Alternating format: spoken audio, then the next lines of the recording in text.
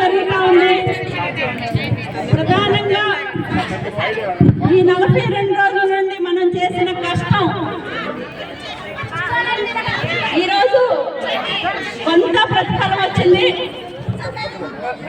ఇప్పటిదాకా అసలు అంగన్వాడీ సంఘాలని కనీసం మంత్రులు చర్చలకు పిలవల, మన అర్జీలుగానే కాగితాలుగా పక్కన పెట్టారు.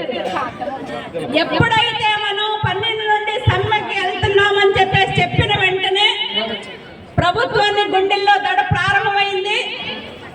ప్రారంభమైన ఏమాత్రం లొంగలేదు.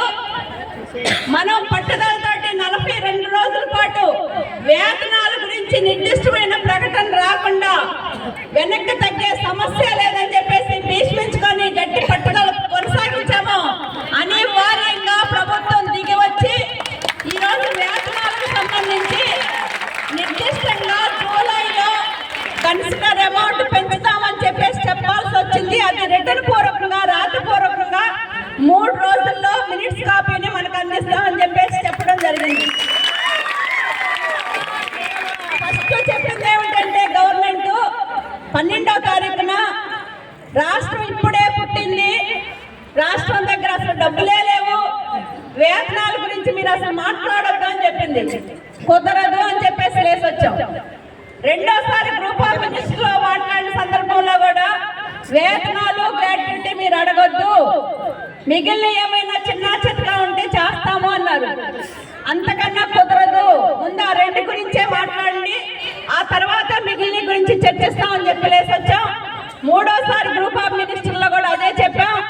4వసారి గ్రూప్ ఆఫ్ మినిస్టర్లో కూడా ఎప్పుడు పెంచుతారు, ఎంత పెంచుతారు అనేది తేలకుండా సమ్మె విరమించే సమస్య లేదని చెప్పాం. అనివార్యంగా ఇప్పటిదాకా మనం పట్టుదలతో ఏదైతే చేశామో ఈ రోజు మేము జూలైలో పెంచుతాం, యూనియన్ తోటి చర్చిస్తాం. ప్రభుత్వ అంగీకారం మేరకు, యూనియన్ల అంగీకారం మేరకు ఒక కన్సిడర్ అమౌంట్ మాత్రం తప్పకుండా పెంచుతాము అని చెప్పేసి నిర్దిష్టమైన రాతపూర్వకమైన హామీ ఇస్తామని చెప్పేసి చెప్పడంతో మనం ఈరోజు ఈ సమ్మెని కాల్ ఆఫ్ చేయాలని చెప్పేసి అనుకున్నాం. ఒక్క వేతనమే కాదు, గ్రాట్యుటీ సంబంధించి ముఖ్యమంత్రి గారితో కేంద్రానికి లెటర్ పంపిస్తాము. ఆంధ్ర రాష్ట్రంలో గ్రాట్యుటీ అమలు చేయడానికి మాకు ఎలాంటి అభ్యంతరం లేదు అని చెప్పేసి లెటర్ పంపిస్తా ఉన్నారు. రెండోది, ఇప్పటిదాకా ఏదైతే రిటైర్మెంట్ బెనిఫిట్ ఉందో ఇప్పటిదాకా వర్కర్కి 50,000 రూపాయలు ఇస్తా ఉన్నారు. అది మొదట 1,00,000 రూపాయలు అన్నారు, కుదరదు అని చెప్పాం. ఇప్పుడు 1,20,000 రూపాయలు ఇవ్వడానికి రాష్ట్ర ప్రభుత్వం అంగీకరించింది. అట్లనే హెల్త్ సంబంధించి 20,000 రూపాయలు మాత్రమే ఇస్తా ఉన్నారు. దాన్ని పెంచాలని చెప్పాడు, అడిగాం.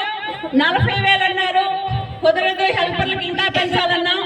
50 అన్నారు, కాదు కనీసం సగమైన ఇవ్వాలన్నాం. అందుకని 60,000 రూపాయలు జరిగింది. అందుకని వర్కర్కి రిటైర్ అయిన సందర్భంలో 60,000 రూపాయలు, 50,000ది 1,20,000, హెల్ప్లకు సంబంధించి 20,000ది 60,000 రూపాయలకి మనం ఈ సమ్మెలో విజయం సాధించడం జరిగింది. 3వ విషయం, ప్రధాన డిమాండ్ ఈరోజు మినీల సమస్యకు సంబంధించి నిర్దిష్టమైన హామీ ఇవ్వాలి. మొత్తం మినీ సెంటర్లు మెయిన్ సెంటర్లుగా మార్చాలని చెప్పేసి మొదటి నుంచి అడుగుతా ఉన్నాం. అయితే ప్రభుత్వం, కేంద్ర ప్రభుత్వం గైడ్ లైన్స్ ఏవైతే ఉన్నాయో దాని ఆధారంగా సర్వే చేస్తాం, మినీ సెంటర్లు మెయిన్ సెంటర్లుగా మారుస్తాము, జీవో ఇస్తామని చెప్పారు. మన వైపు నుంచి చెప్పాము, ఏ ఒక్కటి కూడా జనాభా కనుక తక్కువ ఉంటే, కొన్ని చోట్ల జనాభా ఎక్కువ ఉంది, వాటిని అవసరమైతే మార్పులు చేసైనా తప్పకుండా మినీ సెంటర్ మెయిన్ సెంటర్లుగా మార్చడానికి మీరు అంగీకరించాలని చెప్పేసి చెప్పడం జరిగింది. అయితే కొంత సర్వే చేసిన వెంటనే జీవో తప్పకుండా ఇస్తాము అని చెప్పేసి హామీ ఇచ్చారు. అది నిర్దిష్టంగా ఒక కమిటీ వేసి సర్వే చేసి దాన్ని ఇస్తామని చెప్పేసి అంగీకరించారు. 4వ విషయం, ఇప్పటిదాకా అంగన్వాడీలు చనిపోతే కనీసం గోడ పక్కన ఇసిరేసినట్టు ఇసిరేస్తా ఉన్నారు, మట్టి ఖర్చులు ఇవ్వట్లేదు, బీమా అమలు చేయట్లేదు, వాళ్ళ కుటుంబంలో ఒకరికి ఉద్యోగం ఇవ్వట్లేదు. ఆ విషయం మీద గట్టిగా పట్టుబట్టడం జరిగింది.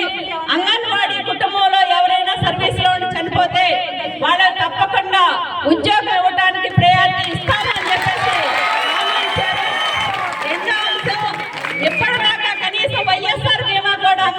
వర్తింపు చేయట్లేదు.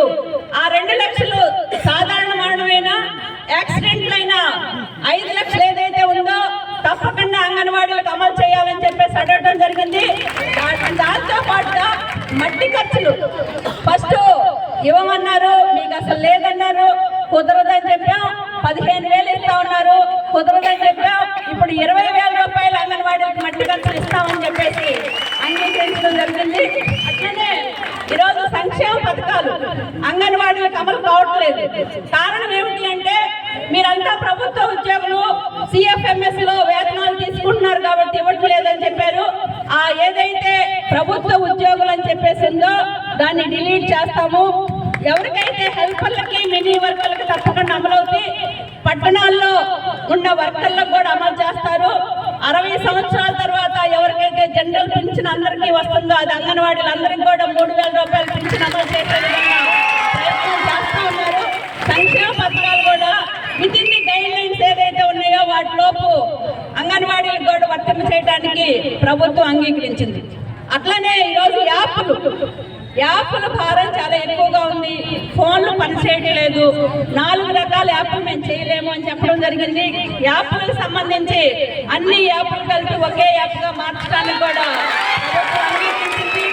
అట్లనే హెల్పర్లకు సంబంధించి 50 సంవత్సరాలు ఇప్పటిదాకా సూపర్వైజర్ పోస్టులకి వర్కర్కి 50 సంవత్సరాలు పెంచారు, హెల్పర్లకు పెంచలేదని చెప్పేసి పట్టుబట్టాం.